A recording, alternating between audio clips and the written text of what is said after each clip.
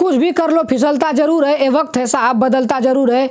तो बस अब आपको वक्त बदलने का समय आ गया है, आपकी एग्ज़ाम डेट आ चुकी है, तो बस अब आपको लग जाना है, किसी की कोई बात नहीं सुननी है। अब आपने तैयारी को इतना मजबूत कर देना है कि जब भी आपका पेपर हो रहा है तो उसमें आपको फोड़ के आना है। और हम लोग अपने चैनल पे साइंस क्लासेस पे आपके लिए जो भी इम्पोर्टेंट हो सकता है, जो भी बोर्ड में आ सकता है, इम्पोर्टेंट चीज़ लाते हैं और ला रहे हैं। तो अब आज का इम्पोर्टेंट क्या है कि जो हमारा इम्पोर्टेंट डेरिवेशन की सीरीज चल रही है उसमें आगे बढ़ेंगे और छठवां इम्पोर्टेंट डेरिवेशन कराने जा रहे हैं। तो चलिए स्टार्ट करते हैं। डेरिवेशन का नाम क्या है? अनंत लंबाई के एक समान आवेशित सीधे तार के निकट वायु क्षेत्र की तीव्रता। यह जो डेरिवेशन है ये आता है गास के नियम के अनुप्रयोग में, यानी जो हम गास का नियम पिछले वीडियो में आपको बताए हैं उसका जो एप्लीकेशन होगा, यानी गास के नियम का अनुप्रयोग जो है उसमें पहला अनुप्रयोग आपको यही पढ़ना है। तो यह डेरिवेशन आपका बोर्ड में आता है, तो इसको अच्छे से देखिए और आपको नोट्स बनाते रहिए, ठीक है। तो चलिए कह रहा है अनंत लंबाई की,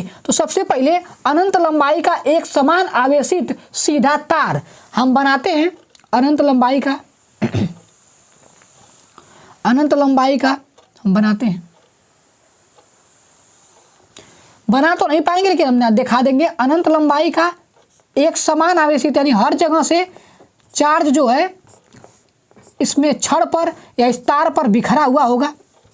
पॉजिटिव चार्ज मान लेते हैं, आप निगेटिव मान के भी सवाल कर सकते हो। वैसे डेरिवेशन है तो कोई एक मान लेंगे, आपका काम हो जाएगा। तो मान लीजिए प्लस चार्ज इनफाइनाइट तक गया हुआ है और नीचे भी प्लस चार्ज जो है इनफाइनाइट तक गया हुआ है। तो यह अनंत लंबाई का एक समान मतलब हर जगह बराबर आवेशित चार्ज है, सीधा तार है के निकट आपको क्या निकालना है? वायु क्षेत्र की तीव्रता निकालनी है। मतलब इस तार के वजह से किसी भी बिंदु पर, मान लो यहाँ पर r दूरी पर जाके आपको वायु क्षेत्र की तीव्रता ज्ञात करनी है। तो मान लो यहाँ से r डिस्टेंस पर, यहाँ से r दूरी पर जाके एक बिंदु P है जहाँ पर आपको वायु क्षेत्र की तीव्रता ज्ञात करनी है। तो हम लोग क्या लिखेंगे? सर्वप्रथम ऐसे लिखो, लिखना पड़ेगा माना अनंत लंबाई के एक समान आवेशित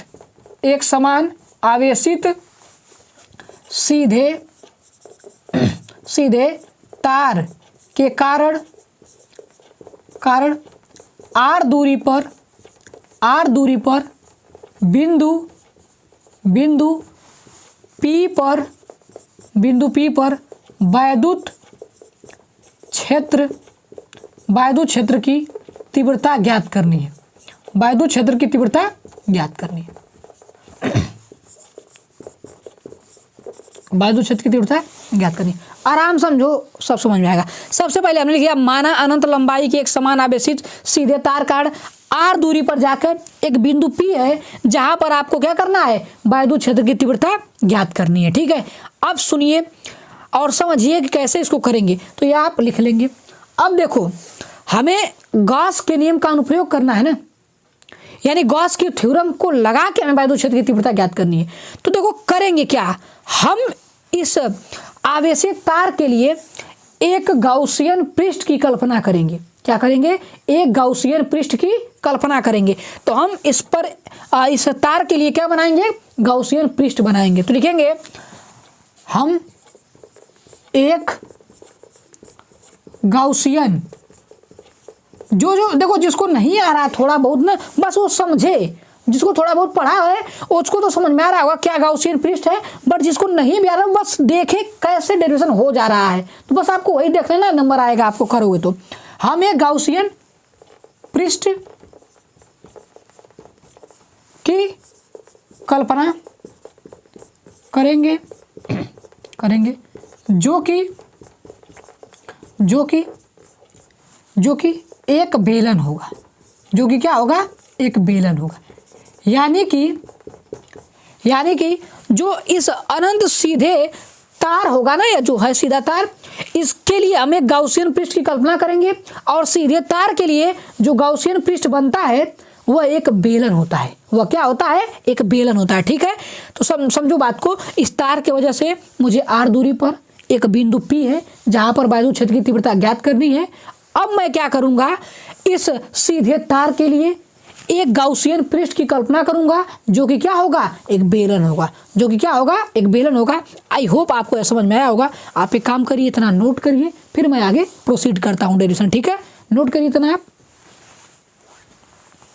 चलिए नोट कर लिए होंगे आई होप। तो चलिए इसको मैं मिटाता हूं। अब देखिए आगे, चलिए अब मैं क्या करूंगा, एक गाउसियन पृष्ठ की कल्पना करूंगा। ठीक है, गाउसियन पृष्ठ की कल्पना करूंगा, वो क्या होगा, बेलन होगा। तो चलो देखो कैसे मैं बनाऊंगा, ये ऐसे,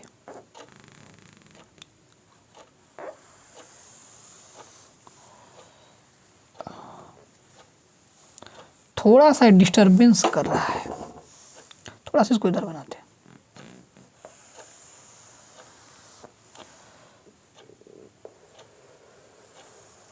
ठीक है,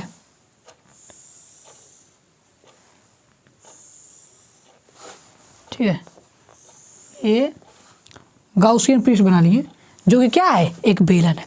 मतलब ऐसे मान लो ये मार्कर था, इस पर चार्ज बिखरा हुआ है, एक छड़ है। अब मैं क्या किया, इसके चारों तरफ एक बेलन घुमा दिया। क्या क्या, इसके अंदर क्या डाल दिया, बेलन डाल दिया। ठीक है, ऐसे घुमा के, क्लियर है। तो इसके चारों तरफ से हमने क्या किया, गाउसियन पृष्ठ बना दिया ऐसे बेलन करके। ठीक है, ऐसे करके। तो वही एक सीधा तार था, इसके चारों तरफ क्या कर दिया, बेलन इसके बीच में हमने फिक्स कर दिया, जिसे बोलेंगे गाउसियन पृष्ठ, और वो क्या होगा, एक बेलन होगा। क्लियर है।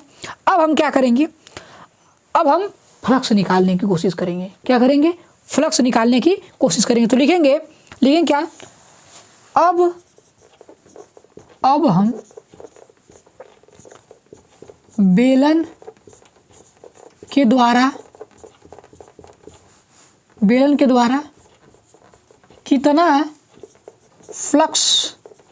कितना फ्लक्स गुजरेगा वह ज्ञात करेंगे। वह क्या करेंगे, ज्ञात करेंगे। यानी इस बेलन के पृष्ठ से कितना फ्लक्स गुजरेगा वो हम क्या करेंगे, ज्ञात करेंगे। ठीक है, तो सुनो ध्यान से। अब हम क्या करेंगे, इस बेलन को 3 भागों में बांटेंगे।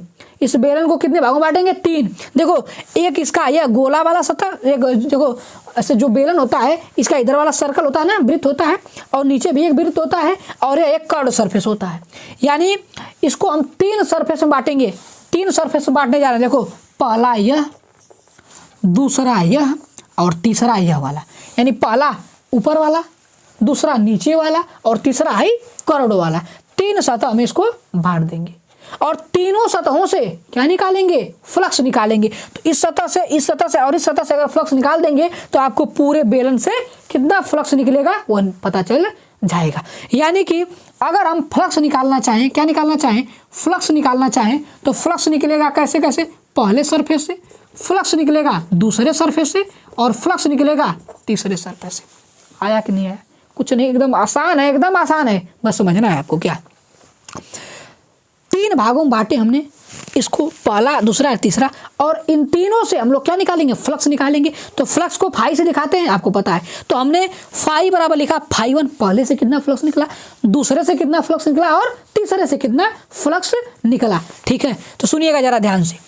अब देखो, तो फाई बराबर, अगर फ्लक्स का फार्मूला देखे हो पिछले वीडियो में तो आपको पता होगा, जो मैथमेटिकल फार्मूला होता है, close integral of E vector dot D A vector, E vector dot D A vector.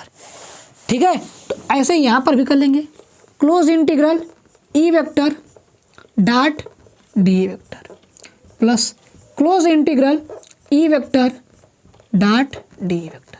यह होता है, डॉट हटेगा तो कास थीटा आता है, अभी हम कर दे रहे हैं। तो चलिए पहले सरफेस से कितना फ्लक्स निकलेगा कैलकुलेट करते हैं। तो आइए जरा ध्यान दीजिए। तो पहले विद्युत क्षेत्र की दिशा को देखते हैं। देखो ध्यान से, अगर यह प्लस चार्ज है तो विद्युत क्षेत्र की दिशा बाहर की तरफ होगी, आपको पता है। तो विद्युत क्षेत्र की दिशा किधर होगी, बाहर की तरफ। तो प्लस चार्ज से विद्युत क्षेत्र किधर होगा, बाहर की तरफ बनेगा। यानी विद्युत क्षेत्र किधर बनना चाहिए, बाहर विद्युत क्षेत्र जो है आपका बनेगा ऐसे करके। विद्युत क्षेत्र किधर होगा, बाहर की तरफ होगा। ठीक है, ऐसे विद्युत क्षेत्र बाहर होगा, यानी जो प्लस चार्ज है उसकी वजह से विद्युत क्षेत्र किधर होगा, बाहर होगा। ठीक, तो अब ध्यान से देखिए आप इस पहले सरफेस पे, इस पहले सतह पे, अब मैं ऐसे मिटा रहा हूँ, ठीक है, ज़्यादा दिक्कत हो जाएगी। ठीक है, सुनिए, ये जो पहला वाला सरफेस ये वाला है, इसके वजह से विद्युत क्षेत्र किधर है, इधर है, विद्युत क्षेत्र किधर है, इधर है। और एरिया वेक्टर की दिशा किधर होगी, अब देखो सुनो, मान लो यही है ना, यही छड़ है, यही छड़ है। अब इस छड़ से जो प्लस चार्ज है तो विद्युत क्षेत्र किधर है, बाहर, विद्युत क्षेत्र किधर है, इधर है। और यही आपका सर्कल वाला पार्ट है, यानी जो ऐसा सर्कल है या मान लो यहाँ पर है, ये वाला है, तो इसकी वजह से जो एरिया वेक्टर होगा क्या, किधर होगा, ऊपर होगा। एरिया वेक्टर किधर होगा, ऊपर होगा ना। तो इसकी वजह से जो इस सतह की वजह से जो एरिया वेक्टर होगा वो किधर होगा, ऊपर होगा। यानी जो डीए वेक्टर की दिशा है वो किधर है, ऊपर है, और विद्युत क्षेत्र किधर है, इधर है। तो दोनों के बीच कितना एंगल बन रहा है, 90 डिग्री। अरे आ रहा है, नहीं समझ में आ रहा है। देखो ये आपका इस छड़ पर चार्ज है, तो इसकी वजह से विद्युत क्षेत्र की दिशा इधर होगी ना, क्योंकि प्लस चार्ज की वजह से विद्युत क्षेत्र किधर होता है, बाहर होता है। तो इसकी वजह से विद्युत क्षेत्र किधर है, बाहर है, इधर है। और इस पर एरिया वेक्टर देखो, एरिया वेक्टर किधर होगा, ऊपर होगा। एरिया वेक्टर किधर होगा, ऊपर, विद्युत क्षेत्र इधर, एरिया वेक्टर ऊपर। एंगल कितना, 90 डिग्री। एंगल कितना है, 90 डिग्री। तो हम लिखेंगे यहाँ पर क्या, close integral e d a cos theta, तो कास थीटा कितना, 90 डिग्री प्लस, ये हो गया। अब देखिए यहाँ पर दूसरा है ना, ये दूसरा सतह ये है नीचे वाला। अब देखो दूसरे सतह से अगर निकालेंगे तो विद्युत क्षेत्र की दिशा किधर होगी, इधर होगी। विद्युत क्षेत्र तो बाहर ही होगा ना, विद्युत क्षेत्र तो बाहर होगा ना, रेडियली आउटवर्ड। विद्युत क्षेत्र किधर होगा, बाहर होगा। तो विद्युत क्षेत्र की दिशा बाहर है। लेकिन जो ये गोला वाला सतह है, सर्कल मान लो, सर्कल है, तो जो ऐसे सर्कल है उसकी वजह से एरिया वेक्टर किधर होगा, एरिया वेक्टर नीचे होगा। एरिया वेक्टर किधर होगा, नीचे होगा। ऐसा समझो भैया, ऐसा समझो कि इसकी वजह से निकालना है, इस सर्कल जो नीचे है, देखो सर्कल बन रहा है ना, बन रहा है, इसकी वजह से आपको निकालना है फ्लक्स। तो विद्युत क्षेत्र इसके चार्ज, इस पर जो चार्ज है विद्युत क्षेत्र तो इधर होगा और इधर होगा। तो विद्युत क्षेत्र इधर है और एरिया वेक्टर क्या है, लंबवत होता है ना, तो एरिया वेक्टर किधर होगा, नीचे होगा कि नहीं। इसकी वजह से एरिया वेक्टर किधर होगा, नीचे होगा। तो एरिया वेक्टर किधर होगा, नीचे होगा। आपका एरिया वेक्टर किधर होगा, नीचे होगा। एरिया वेक्टर किधर होगा, नीचे। एंगल कितना बन रहा है, 90 डिग्री। यहाँ पर भी एंगल कितना बन रहा है, 90 डिग्री। तो यहाँ पर लिखेंगे क्या, ई डी ए कास कितना, 90 डिग्री प्लस। यहाँ पर आते हैं। अब तीसरा सतह के लिए आते हैं। तीसरा सतह यह है, ऐसे तीसरा सतह ये वाला है। ठीक है, तीसरा सतह कौन सा है, ये वाला कर्व सरफेस। तो विद्युत क्षेत्र इधर है, विद्युत क्षेत्र किधर है, इधर है। और कर्व वाला अगर मान लो ऐसे लो, देखो ऐसे लो, ऐसे है ना। तो अगर यहाँ पर जाओ तुम इस वाले पार्ट पे, इस वाले सतह पे ध्यान से देखो, विद्युत क्षेत्र इधर है और इस वाले सतह पे एरिया वेक्टर किधर होगा, बाहर ही तो होगा। लेकिन देखो इस सतह ऐसे देख रहे हो ना, ये ऐसे सतह को ऐसे गोला घुमाएगी, नहीं घुमाए, कर्व सरफेस। तो विद्युत क्षेत्र किधर है, बाहर, और जो विद्युत क्षेत्र बाहर और जो एरिया वेक्टर है वो भी तो कहाँ होगा, बाहर होगा। ठीक है ना, मैं आपको समझा रहा हूँ, तो ध्यान समझाएं। देखो मैं इस एक कॉपी से आपको समझा रहा हूँ, देखो सुनो, इस कॉपी से देखो, ऐसे मान लो यही है, ठीक है, ये कॉपी है, ठीक है। अब समझो, देखो इस सर्कल की वजह से जो फ्लक्स बना है, विद्युत क्षेत्र इधर होगा, विद्युत क्षेत्र इधर होगा।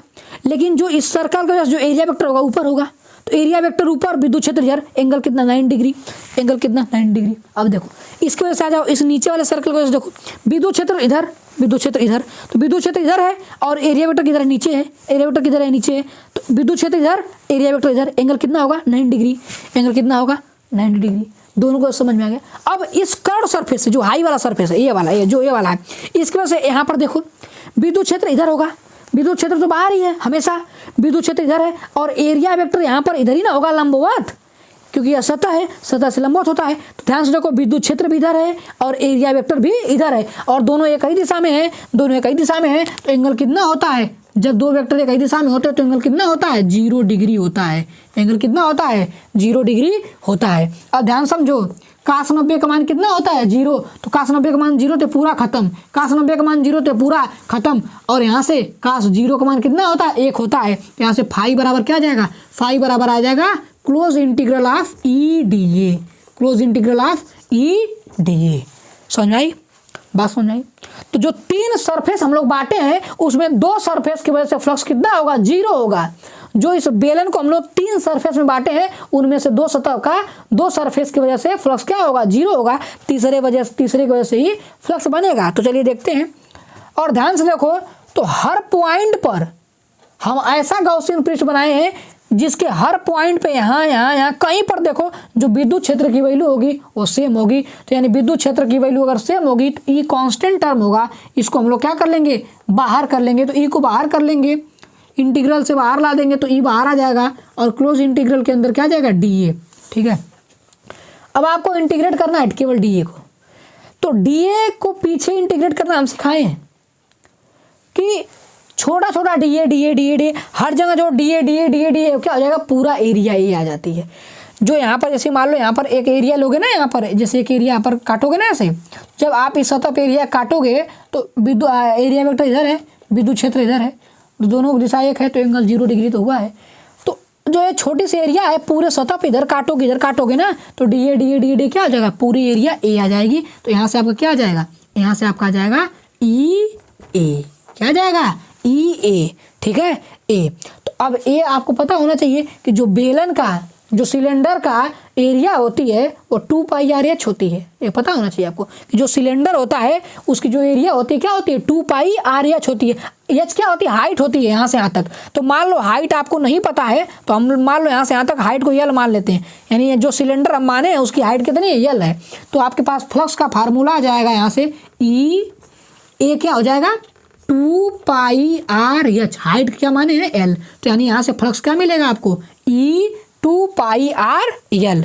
ठीक है, तो यहाँ से आपको फ्लक्स मिल गया। क्लियर है, यहाँ से आपको क्या मिल गया, फ्लक्स। लेकिन आपको फ्लक्स थोड़ी निकालना है, आपको क्या निकालना है, विद्युत क्षेत्र निकालना है। तो थोड़ा सा डेरिवेशन और बचा है, खत्म हो गया, बस इतना समझ लो, एकदम आ गया डेरिवेशन। ठीक है, तो हम इसको मिटा रहे हैं, आप यहाँ तक नोट करिए। ठीक है, हम इसको मिटा रहे हैं, आप नोट करिए इसको। आप चलिए नोट कर लीजिए यहाँ तक।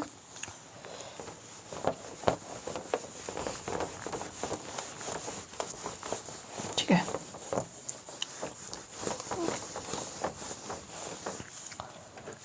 तो फ्लक्स की वैल्यू आई है कितनी, ई 2 पाई आर एल, आ गया।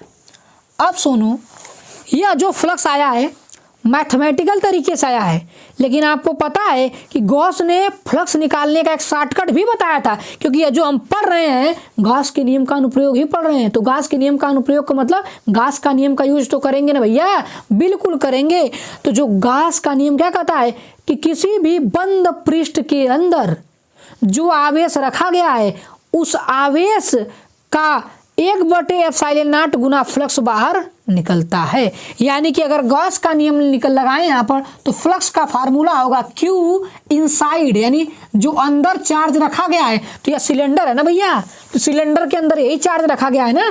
तो सिलेंडर देखो, गॉस का नियम कब लगता है, जब चार्ज कहाँ हो, किसी भी सतह के किसी भी बंद पृष्ठ के अंदर हो। तो हमारा गॉसियन पृष्ठ क्या है, एक बेलन है, तो बेलन के अंदर ही तो चार्ज है। तो इसके अंदर क्या चार्ज है, मान लो Q इनसाइड, अंदर Q इनसाइड चार्ज है और अपन क्या होगा, ε0 होगा। यह फ्लक्स निकाल लिए किसकी वजह से, ये फ्लक्स निकाल लिए हम गॉस के नियम से, शॉर्टकट मेथड। और यह फ्लक्स निकाले हैं मैथ वाले तरीके से, दोनों को बराबर करेंगे। क्योंकि एक्चुअल में फ्लक्स तो सेम आएगा। आप गॉस के नियम, जब गॉस का नियम प्रूव करवा रहे थे तो आप देखे थे कि चाहे मैथमेटिकल तरीके से फ्लक्स निकाले थे या गॉस के नियम से शॉर्टकट से निकाले थे, दोनों फ्लक्स क्या आया था, सेम आया था। तो यह मैथमेटिकल तरीके से फ्लक्स आया है या गॉस के नियम से फ्लक्स आया है, दोनों की वैल्यू क्या होगी, सेम होगी। तो यहाँ से हम लिखेंगे Q इनसाइड, यानी अंदर कितना चार्ज है, अपान ε0 बराबर हो जाएगा किसके, ई 2 पाई आर एल के। अब सुनो कितना अंदर चार्ज है, देखो इस हमारा गॉस का नियम क्या कहता है पता है आपको, कि किसी बंद पृष्ठ के अंदर कितना चार्ज रखा गया है। तो चार्ज यही है, यह कितना है हमको निकालना पड़ेगा। इसको निकालने के लिए आपको एक टर्म पढ़ना पड़ेगा, उस टर्म का नाम है रैखिक आवेश घनत्व। क्योंकि आपको Q इनसाइड चाहिए, आपको पता नहीं है अंदर कितना चार्ज होगा, उसके लिए आपको एक टर्म पढ़ना है। इसको निकालने के लिए आपको एक टर्म पढ़ना होगा, क्या नाम है उसका, रैखिक आवेश घनत्व। बस थोड़ा सा समझिए आप इसको, क्या पढ़ना पड़ेगा, रैखिक आवेश घनत्व, जिसको हम लोग किससे रिप्रेजेंट करते हैं, लेमडा से। किससे रिप्रेजेंट करते हैं, लेमडा से। लेमडा बराबर होता है, लेमडा कहता है रैखिक आवेश घनत्व, कि अगर मैं 1 मीटर के लेंथ पे कितना चार्ज रखना। अगर मैं 1 मीटर की लेंथ पे 1 कूलाम का चार्ज रखता हूं तो यहाँ से होगा 1 लैम्डा। अगर 2 मीटर की लेंथ होगी तो चार्ज कितना रखना पड़ेगा, 2 कूलाम। 3 मीटर पे 3 कूलाम, 4 मीटर पे 4 कूलाम, ऐसे करना होता है। उसे बोलते हैं रैखिक आवेश घनत्व। यानी कि रैखिक आवेश घनत्व का मतलब होता है कितने लेंथ में कितना चार्ज है, कितने लेंथ में कितना चार्ज है। तो देखो मान लो कि टोटल चार्ज कितना है, हमारे पास कितना चार्ज है, क्यू इनसाइड चार्ज है। अंदर कितना चार्ज है, अंदर कितना चार्ज है, क्यू इनसाइड। और लेंथ कितनी है, कितने लेंथ पे है, एल लेंथ पे है। एल लेंथ पे है कि नहीं, तो एल लेंथ पे, ये हो जाएगा आपका रैखिक आवेश घनत्व। तो क्या कहता है, कितने लेंथ पे कितना चार्ज है। ठीक है, तो हमारा देखो यही तो चार्ज है अंदर, तो क्यू इनसाइड चार्ज है अंदर कितने लेंथ पे, एल लेंथ पे। ठीक है, तो ये हो गया। यहाँ से आप क्यू इनसाइड की वैल्यू निकाल लीजिए। क्यू इनसाइड इक्वल टू क्या हो जाएगा, lambda into L. Q inside कितना आ गया, लेमडा इंटू एल। पुट करिए यहाँ पर, lambda into L upon epsilon naught बराबर E 2 pi R L. L से एल मर जाएगा, तो lambda upon epsilon naught equal to E 2 pi R. ठीक है, यहाँ से आपको वैद्युत क्षेत्र की वैल्यू चाहिए कि वही तो निकालना है। तो ई इक्वल टू क्या हो जाएगा, ध्यान देखिए, ई इक्वल टू हो जाएगा क्या, ई इक्वल टू हाई जो है 2 पाई आर नीचे आ जाएगा, तो आ जाएगा lambda upon 2 pi R epsilon naught. ये आ जाएगा वैद्युत क्षेत्र, यही आपको निकालना था। तो अनंत लंबाई के एक समान आवेशित तार की वजह से जो वैद्युत क्षेत्र की वैल्यू आती है वो lambda upon 2 pi R epsilon naught आती है। ठीक है, तो ये बस हो गया, डेरिवेशन खत्म हमारा। यह डेरिवेशन थोड़ा सा आपको टफ लगा होगा क्योंकि यहाँ पर गॉस का नियम, कई चीज़ें जोड़ के करना पड़ता है, बट नंबर लाना है तो आपको यह करना पड़ेगा। तो आप इसको नोट करिए, एक बार और देखिए। और एक बात और, अगर आपको कोई भी डाउट आ रहा है किसी भी चीज़ को लेकर कि किस पर वीडियो चाहिए, क्या और आपको इंपॉर्टेंट चीज़ चाहिए, तो आप कमेंट करिए। ठीक है, आप बताइए मुझे कि किस चीज़ की आपको जरूरत है। क्या आपको ऐसा आपके प्रिपरेशन में नहीं हो पा रहा है जो कि आपको समझ में नहीं आ रहा है, वो बताइए कमेंट करके, तो हम उस पर वीडियो अवश्य बनाएंगे। और अगर अच्छा लग रहा है तो लाइक शेयर सब्सक्राइब करना भूलेंगे नहीं, मुझे पता है। Thank you.